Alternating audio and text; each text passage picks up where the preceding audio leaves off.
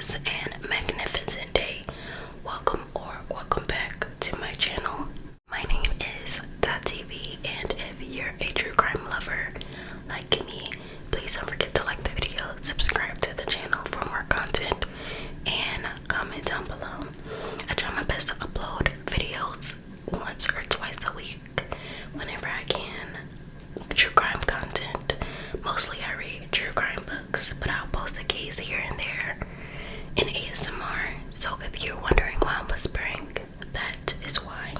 Shout out to my first comment winner, the unknown_413.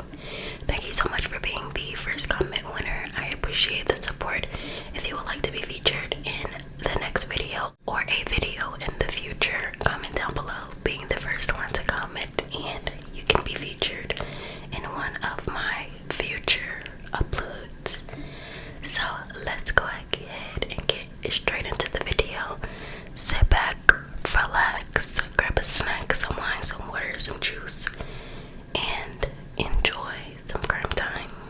Warning, this video may contain details of graphic content.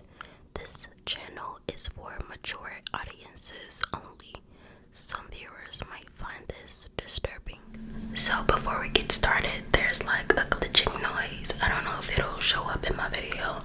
I don't know where it's from. I don't know if it's from the townhome next door or somewhere in my office, but if you can hear it, just please try to ignore it. I'm not sure where it's coming from. 18-year-old Heather Gibson was in her senior year at Lloyd Norris High School in Kalamazoo when she first met Chad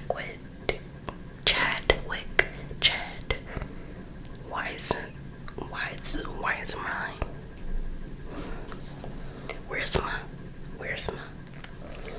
The young and naive girl was thrilled that an older boy liked her, but it was his bad boy nature that intrigued her the most.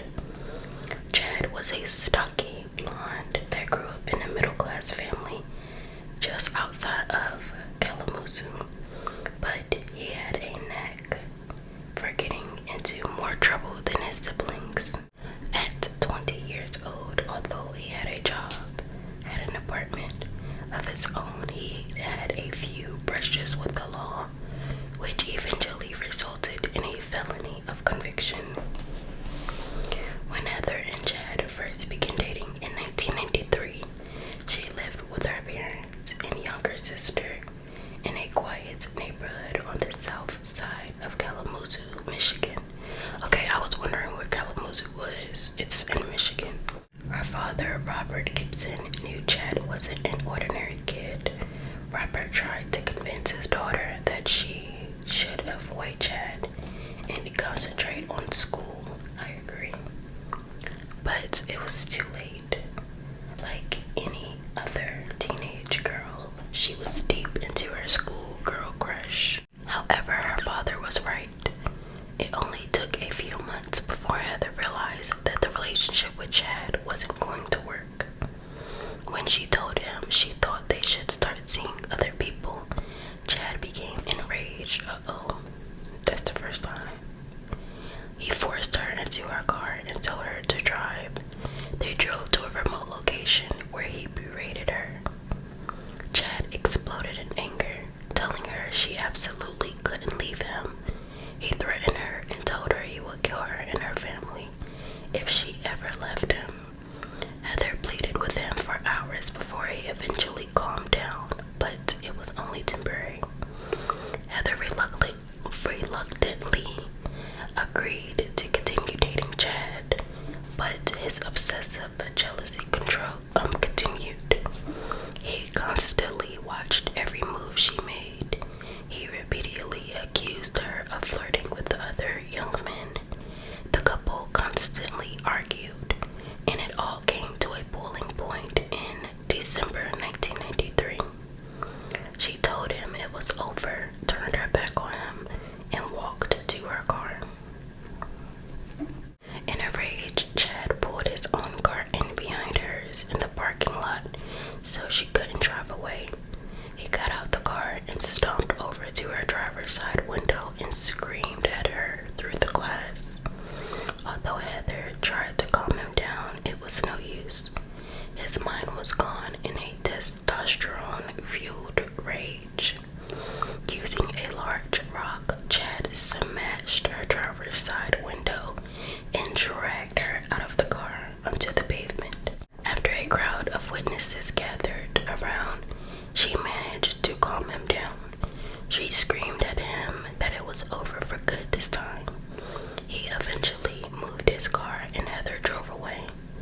At home, Heather's father was livid, as he should, and stressed his point that Chad was in trouble. She really needed to end their relationship for good. For the next 4 months, Heather managed to stay away from Chad, but he was persistent and persuasive.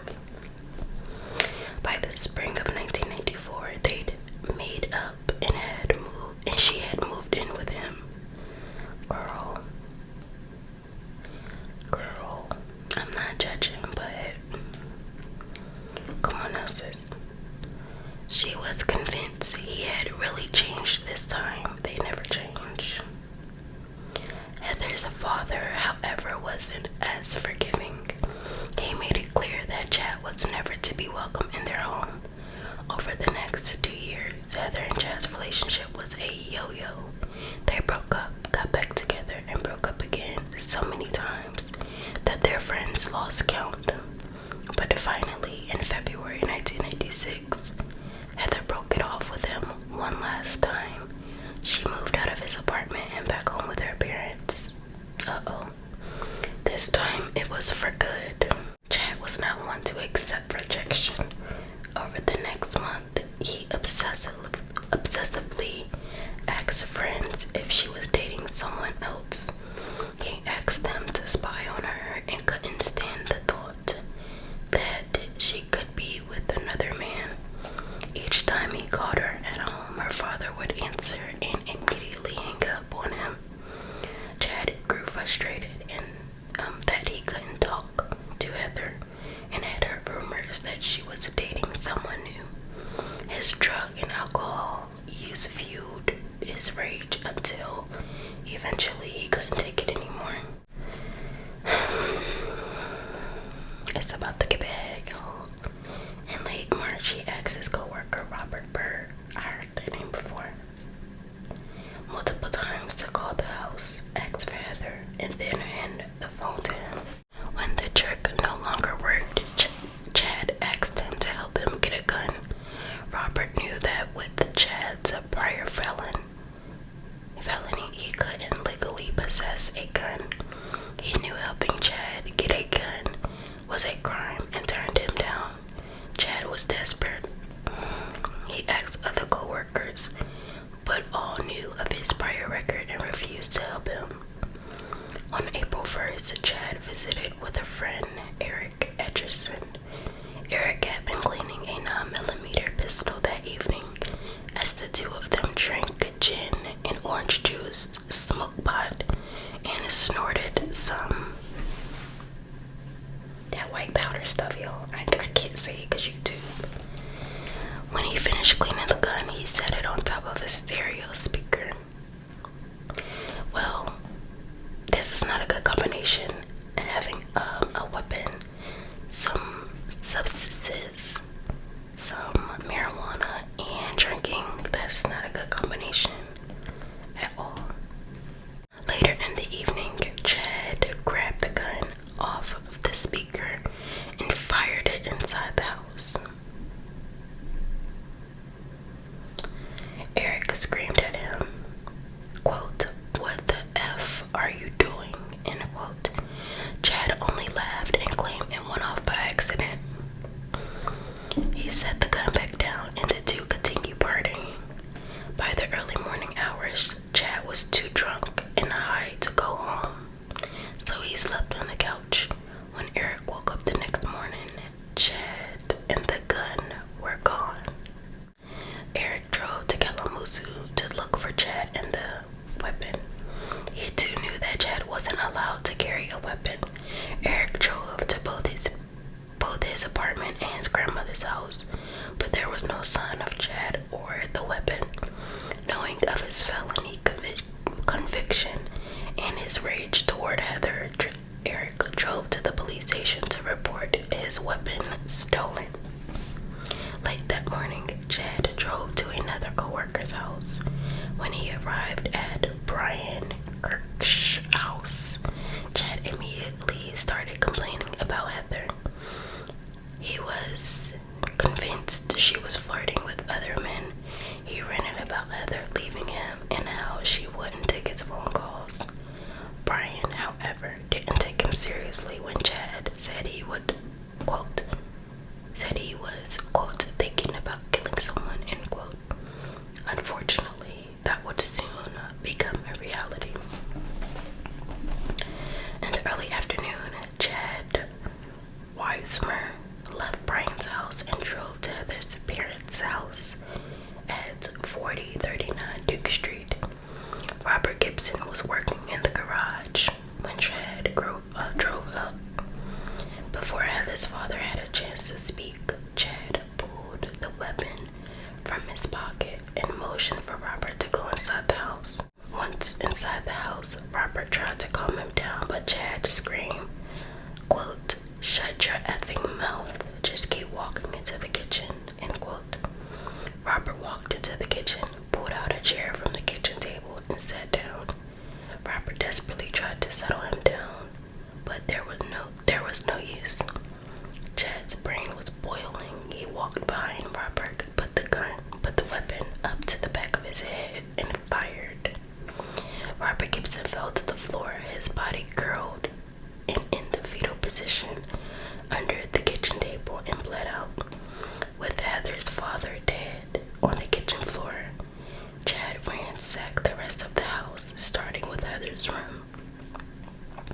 He was looking for evidence that Heather had been cheating on him. They had been broken up for 2 months, but in his mind, he was still considered it cheating. He ran from room to room, emptying drawers onto the floor, but found nothing to satiate him. Consumed with adrenaline, Chad sat behind the front door in the living room with the weapon in his hand, waiting for Heather to get home from work. A little after 3 p.m., the door opened, but it wasn't Heather. It was her younger sister, Rachel, with her friend, Melina. The two 14-year-old girls had recorded the latest episode of X-Files and were excited to watch it after school. But their plans came to a screeching halt. Chad pointed his gun at them as soon as they walked in the door and forced them to the floor.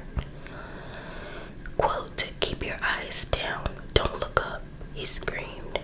Chad didn't want them to see that Rachel and Heather's father lay in a pool of blood in the kitchen.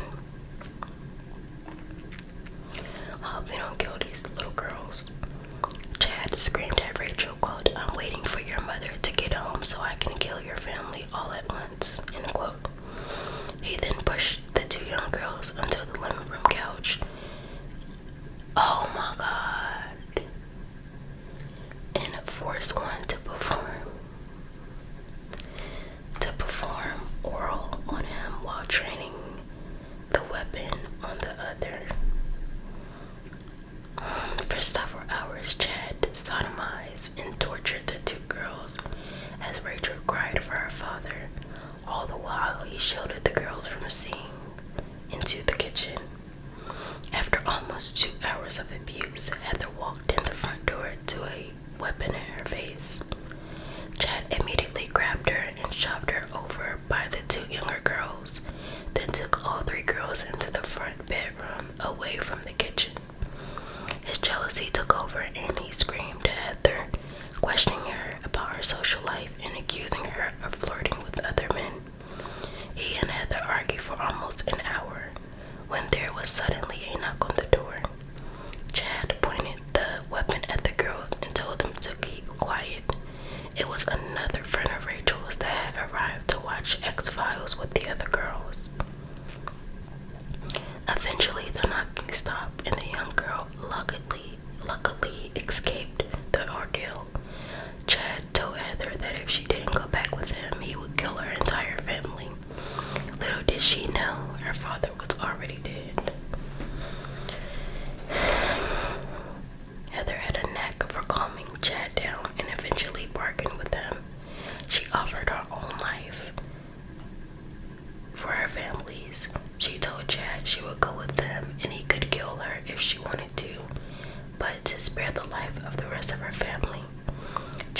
placed the weapon at her back and directed Heather toward her burgundy Pontiac Grand Prix.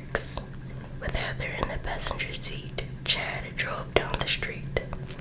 Heather took her first opportunity to escape when he stopped at a stoplight. She opened the door and ran as fast as she could, screaming at the top of her lungs, "Good job." Chad panicked, stepped onto the gas, and took off in her car. When Heather ran back to her house, she and the other two girls discovered the body of Robert Gibson in the kitchen and called police. 90 minutes after Heather escaped, police received a call from Chad Weiserman. Quote, "I shot somebody and I don't know what to do," end quote. He told police dispatch. Chad told them he was at a convenience store and ready to give himself up. He reassured officers that the gun was in the trunk and the ammunition clip was in the glove box. Police arrested Weiserman and put in the back of the squad car, where he immediately confessed that he had stolen the weapon from a friend and had killed his ex-girlfriend's father. At the murder scene, police collected the 9mm metal jacketed bullet in a shell casing. After test firing the gun retrieved from the trunk of the car, the ballistics test was a match. Police also obtained fingerprints from a drinking class at the Gibson house that was a match to Chad. Chad was charged on 12 counts, 1 count of open murder, 7 counts of first-degree criminal sexual conduct, assault with a dangerous weapon. I never heard of a count of open murder. I'm gonna have to look that up and see what that is. 2 counts of committing a felony with a firearm and being a felon in possession of a firearm. After a psychiatric examination, it was determined that Chad was competent to stand trial. However, despite giving a full account of what happened during the questioning, he later claimed that he had no recollection of the events or anything that happened over the days prior to the murder. Bullshit. The trial of Chad began in October 1996. He pleaded guilty to 7 of the charges, including all the SA charges. This was good news for the prosecution, as the two 14-year-old girls could limit the amount of detail they would have to tell the court about the traumatic events. Before Heather and Rachel Gibson testified about the ordeal, the judge ordered all spectators and media from the room. Only their mother was allowed to remain for support. Heather explained how Chad was consumed by desire. She detailed his abuse dating back to the early days of their relationship, when he broke the car window and dragged her through it. She went on to explain the events of the day and his threats to murder her entire family. Rachel told the court of the torture and abuse she endured as Chad threatened to kill her entire family while he arred her and her friend. His defense attorney asked to have Chad's confession removed from the record, claiming that he hadn't been read his Miranda rights at the time. In court, he changed his story and claimed that he hadn't told police that he shot anyone, but the Kalamazoo arresting officers testified that he voluntarily gave the statement about the killing. The dispatch officer that took his phone call before his arrest also testified that he said, quote, "I shot somebody and I don't know what to do," end quote. Chad's friends also testified against him, his 2 co-workers, and the friend from whom he stole the weapon. Regardless of his denials, Chad was going away for life no matter what. On November 19th, 1995, Chad was found guilty of the remaining 2 charges.